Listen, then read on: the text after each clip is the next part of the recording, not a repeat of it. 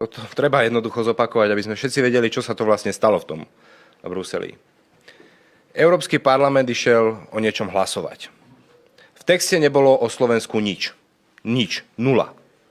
Lenže potom prišlo Progresívne Slovensko a so svojimi kamarátmi z frakcie zahlasovalo za ustanovenia, ktoré hovoria o výzve, o pozastavení fondov pre Slovenskú republiku.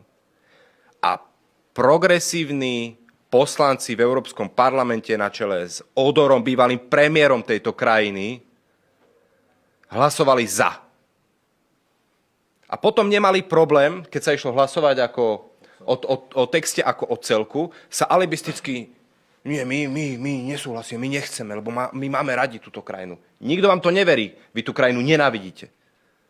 Nikto príčetný, ani ten, kto nenávidí túto vládu najviac na celom svete, ale hovorí o sebe, že chce zastupovať slovenských občanov, nemohol zdvihnúť ruku za text alebo za úpravu textu, ktorá predstavuje pre Slovensko hrozbu pozastavenia európskych peňazí.